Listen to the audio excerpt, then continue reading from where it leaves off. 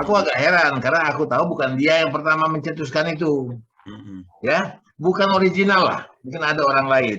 Tetapi dia regu hasilnya, itu satu kekeliruan. Nah, oke lah, itu kita tinggalkan. Nah, sekarang eksistensi Gojek ini, sebenarnya kalau istilah kita ini di Medan, ini Gojek ini bisnis keling bunting. Kalau aku bilang begitu, orang punya motor, ya, punya modal sendiri, dan kemudian dipekerjakan, store sama kita nggak punya apa-apa, tapi kita punya manajemen. Jadi setiap orang bisa lakukan itu. Everybody can do it. Oke. Jadi dengan kata lain, tenaga kerjanya sudah ada. Nah sekarang mari kita lihat dekadensinya. Akibatnya di lapangan. Aku melihat pengendara-pengendara Gojek ini hubungannya dengan masalah sosial sudah kayak harimau tumbuh sayap. Nah mereka sudah bergerombol, sudah merasa bahwa mereka itu dalam satu kesatuan yang kokoh. Sehingga kalau satu pengendara Gojek disambar sama mobil, itu bisa rame-rame menggerubuti mobil itu. Nah ini kemudian ada orang yang bawa mobil kerempet pengendara Gojek, itu dikejar rame-rame, dikeroyok rame-rame. Nah ini oke lah, Gojek oke, tapi penyelesaiannya adalah apa? Bagaimana moral mereka, mental mereka dalam bekerja itu. Banyak orang kalau udah berkumpul jadi harimau dia, tadinya kucing. Jadi gini ya Pak Isari, aku masuk sedikit lah. Aku juga paham ya dengan perkembangan Gojek, karena Gojek ini begitu muncul pertama ini kan dia karena menjual teknologi, menjual platform, menjual sistem. Jadi sebenarnya yang dibicarakan Mahrul tadi itu kan ada orang ini mengangkat sedikit yang dari kebiasaan dia organize oleh dia. Misalnya kalau ada ini kasih nomor ini. Nah kemudian oleh Nadiem ini dia bawa diperkenalkanlah platform untuk transportasi berbasis aplikasi. Ya, itu. Nah kemudian saya jelasin ya. Sebenarnya kalau tadi mungkin terlalu jauh. Ini ada beberapa orang nulis di ini, aku juga mau counter juga. Pertama begini. Sebenarnya yang kita bicarakan tentang hari ini bisnis yang transportasi ojol inilah, itu bukan cuma Gojek. Karena nggak ada Shopee terakhir. Coba sekarang kenapa aku tahu itu? Gojek ini lebihnya daripada Uber adalah dia bukan semata-mata mengangkat penumpang. Dia mengembangkan bisnisnya itu ada namanya sub bisnis unitnya kemana-mana. Sampai GoKi, ada Gobok, ada macam-macam lah. Sampai mau pijat pun ada. GoMasat dan lain sebagainya. Jadi artinya ini pengembangan mengutilize sistem yang sudah ada dan ada hubungan-hubungan itu.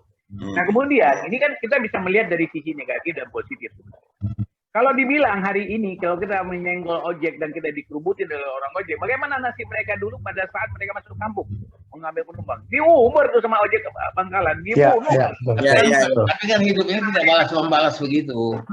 Nah, maksudku begini, maksudku mengatakan begini, orang kita ini responnya kadang-kadang selalu merasa, wah ini saya punya bisnis diganggu. Bukannya berpikir bagaimana berinovasi. Nah terakhir sekarang kan orang sadar, orang-orang ojek pangkalan udah mulai jadi Gojek beneran, karena kan dia khawatir ini kan teknologi, gaptek dan lain sebagainya. Oke, kita punya satu hal. Kemudian kedua, kita juga jangan mengatakan bahwa ini satu komunitas besar dengan baju hijaunya, mereka bisa jadi macam-macam. Enggak, mereka hari ini bersaing, Pak. Bersaing antara GrabFood, antara Coffee, antara Gojek.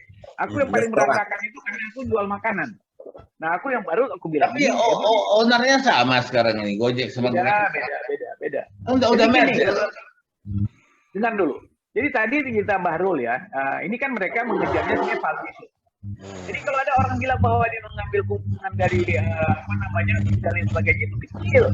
Yang mereka kejar itu kan hari ini misalnya unicorn udah ada lewat lah bagi mereka itu, karena yang dapat pertama itu kan 4 itu kan.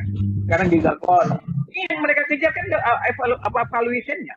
Valuasi ini menjadi aset mereka untuk mereka jual. Lihat sebenarnya Gojek ini nggak ada obahnya sebagai bisnis biasa yang berkembang.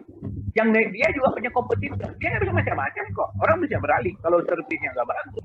Harganya misalnya kalau dia misalnya ngangkat penumpang harga yang mahal, orang pindah ke Grab. Kalau dia bisa mengantar makanan lebih mahal, pindah ke Coffee dan lain sebagainya. Nah, jadi dihindari keberadaan mereka. Nah persoalan kita balik dari pangkal cerita Bahrul tadi yang dibicarakan ini kan ide awal. Nah yang diharapkan, aku juga belum jelas yang dituntut oleh Bahrul atau yang dituntut oleh mereka yang didampingi oleh Bahrul ini apanya. kalau dibilang misalnya, oh ini ide original dan mereka harus dapat royalti, misalnya apa itu. Karena apa ya, kita di dalam mengembangkan satu usaha atau bisnis, bisa saja kok ide-idenya diambil dari lapangan, kemudian diolah menjadi sesuatu yang difficult to entry, yang orang lain susah masuk. Tapi di awal gampang. Nah gitu. Kalau aku lihat seperti itu. Kalau orang yang kurang pendidikan kan, itu temuan-temuan dia yang disebut dengan inovasi. Kalau menurut aku juga bukan inovasi yang real, karena inovasi itu adalah difficult to entry. Orang susah untuk menirunya. Tapi kalau easy, gampang orang menirunya. Gampang betul. Jadi siapa aja bisa, kecuali kayak tadi bicara tentang ada hak patennya. Nah, ini kan bicara hukumnya lagi kan. Tapi hari ini kalau kita bicara bagaimana orang mengembangkan satu ide kecil yang dilihat misalnya anak bermain tiba-tiba menjadi sesuatu toy hit dan lain sebagainya kan. Bisa aja gitu. Jadi begini. Ya, ini mungkin ekses. Itu yang aku bilang tadi. Satu hari aku mau makan di restoran Mandala di Jakarta. Di depan itu banyaklah Gojek, apakah dia Grab, pokoknya dia pakai jaket hijau berkumpul. Kemudian ada sebuah mobil, ya, seperti Kijang gitu, menabrak motor yang parkir, jatuh. Ya. Kemudian langsung marah si tukang Gojeknya. Kemudian Gojek lain ikut marah kepada mobil itu. Nah, ada Gojek yang lewat berhenti. Dan aku tahu kemudian di dalam mobil itu ternyata adalah seorang ibu-ibu. Nah, aku bilang, oke, mereka kerja, kita setuju. Tetapi disiapkanlah mental yang baik, perilaku yang baik. Aku bilang begini, kita naik Bluebird misalnya. Bluebird itu tabrakan sama yang lain. Supir Bluebird lain nggak bantu kok. Karena ada etikanya. Di Gojek ini kayaknya etikanya susah dijaga. Susah. Bayangkan orang yang naik mobil dikejar-kejar sampai dia masuk ke bawah tol, kemudian dia keluar dari pintunya, dia lari ketakutan. Ini kan sudah jadi apa? Nah, ini yang bahayanya kontrol mereka itu agak sulit. Pertama dari rekrutmen ya. Ini problem. Kenapa? Nah, itu dia. Itu mereka satu orang itu bisa pakai 3 baju. Jadi kalau misalnya kamu menyalahkan siapa hari ini? Pada saat dia pakai baju hijau, aja hijau Grab, tapi manajemennya, yang salah manajemennya. Kenapa tidak disaring? Nah itu. Nah, kalau yang atas Gojek ya, misalnya GoCar atau GrabCar, itu bisa ketahuan. Kalau dia buka aplikasi lain, dia kena sanksi. Ya, tapi kalau ini, aku lihat satu orang itu pegang 3 aplikasi. Saya nggak tahu ini orang Gojek, Grab, atau Shopee, atau ada lagi yang lain-lain. Itu Idrus. Itu mirip apalah kampanye dulu. Ada saudara saya, semua partai ada di rumahnya. Dari mana yang kampanye? Pakainya baju hijau. Mana lagi kuning? Pakainya baju kuning. Dapat lagi bungkus, dapat pula uang rokok. Jadi, side effect namanya. Jadi itu efek sampingan yang harus diperbaiki.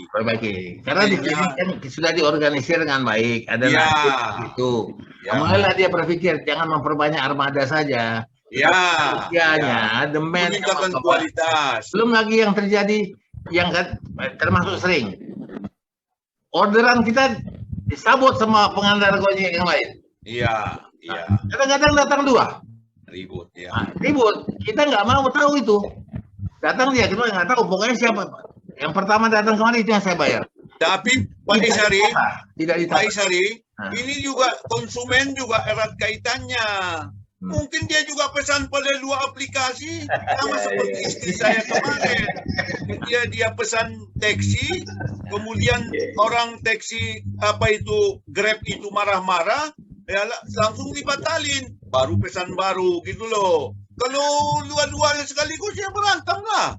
Jadi konsumennya juga memang perlu. Mungkin gini Bang, konsumen juga belum tentu dia sengaja.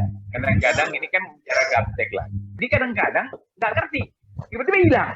Ternyata dia nggak tahu sembunyi di mana, bukan hilang, bukan tercancel. Dia order lagi. Nah bedanya kalau abang pakai dulu misalnya Gojek, pakai kedua abang mesti selesaikan dulu baru bokol. Terus sekarang tidak perlu. Ini sama Pak Idrus, sama seperti Pak Jaya. Diskusi ini tidak konsumennya dia tidur. Bukan, aku meniru Gus Dur Bang. Aku meniru Gus Dur. Kuping masuk semua.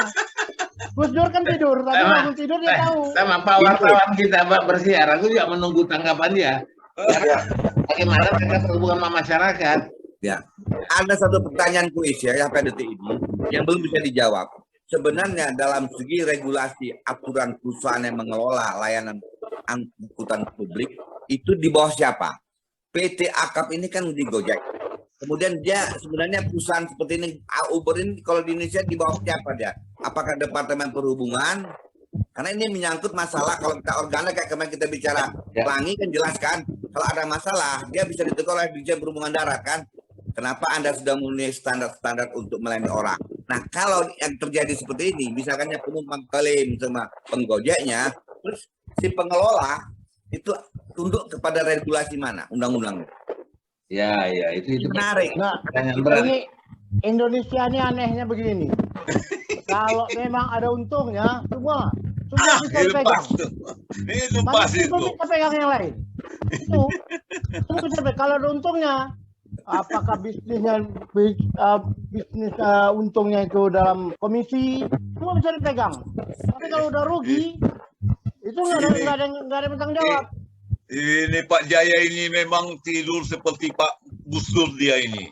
Pikirannya jalan terus. Itu yang mau saya kemukakan tadi, rupanya sudah didahului oleh beliau. Memang canggih. Ya, kalau itu memang betul ya. Kalau kita bikin acara, misalnya satu seminar gitu. Begitu untung, kita berantem. Begitu semua lari. Ya, itu dia. Nah, ini juga sebenarnya juga sama dengan munculnya persoalan ini. Ketika meraksasa itu perusahaan, muncullah tuntutan-tuntutan. Jadi mohon maaf loh Pak Bahrul, saya bukan menuduh Bapak. Nah. Tapi bagus Rul, yang kau lakukan ini. Terus ini, kalau saya ingin ada suatu mengajar manusia Indonesia berperkara di pengadilan, jangan pernah takut ya siapa pun dia. Karena pengadilan adalah tempat rakyat mencari kepastian.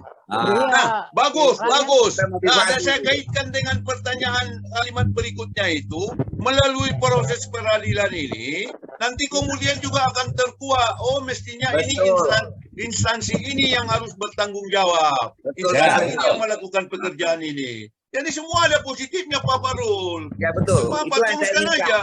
Tapi Pak Bahrul harus ingat, soal cetus mencetus, ide mengide itu amat umum sifatnya dalam semua aspek. Persoalannya siapa yang mendaftarkan, siapa yang melaksanakan, siapa yang mengolah. Menurut istilahnya Pak Jaya, siapa yang mengolah, dialah yang memperoleh gitu loh. Kalau tidak hanya nonton aja ya nggak dapat apa-apa. Ya, setuju. Satu lagi, orang harus cepat-cepat lah berpikir tentang hak atas kekayaan intelektual. Daftarlah cepat. Ya, itu bahaya. Itu kalau yang namanya kekayaan intelektual di paten itu kita harus terangkan semua detail. Ya. Itu dia, diterangkan semua detail segala macam detail. Tapi kalau ada orang mau meniru, dia robah sedikit saja, itu paten itu batal. Makanya ada perusahaan juga nggak mau mempatenkan. Ada suatu benda nggak mau dipatenkan. Kenapa? Karena hanya dia yang tahu. Dan dia nggak mau patenkan. Udah dipatenkannya artinya secara detail dia bentangkan sama semua orang. Dan kalau orang mau merubah, mau meniru, sedikit saja dirubah, ya hilang patennya. Itu masalahnya. Bisa juga sebaliknya. Dalam keadaan abu-abu, orang menguntungkan. Kalau dia karena dia tidak terkena pajak. Sama temannya Pak Ishari, persoalan anak Medan Crazy Rich itu. Dia itu ketika 7 dihadapkan kemarin, saya lihat orang Crazy Rich, dia aja yang menunjukkan dia beli mobil Tesla lah, dia beli kaos 300 juta lah. Justru pembawa acara mempersoalkan pajaknya. Loh, jadi ini persoalan pajak kan? Orang lain tidak mau menunjukkan kekayaan. Tapi tunggu, kalau orang lain berpikir pajaknya, aku tidak berpikir pajaknya. Aku berbicara attitude-nya. Oke lah, dia kaya fine. Ya, mudah-mudahan bayar pajak. Rezeki Kalau dia kaya tidak bayar pajak. Satu, yang kedua, style gaya. Banyak orang yang begitu, justru orang yang kaya yang berdiam-diam, orang yang tidak kaya dia berteriak. Iya. Ya, jadi itu yang kau kata si Renal Kasali, poverty scream, ya Rich Whisper. Ya. Nah, jadi kemudian gaya itu sengak gitu. Ada saat-saat sekarang ya. Tapi ingat, Indra Kusuma ini anak Medan. Dia tunjukkan itu dia punya duit, dia punya Tesla, dia punya kaos 300 juta. Karena memang begitulah sifat orang Medan. Kalau nggak begitu ya bukan orang Medan namanya. Iya kan? Tapi Dia masuk lah, atau stand. kita berenam nih anak Medan semua, tapi tak ada yang begitu ah.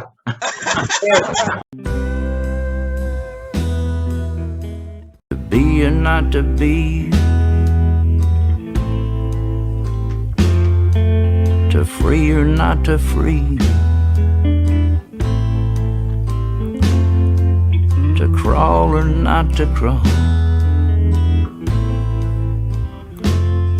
Fuck all those perfect people.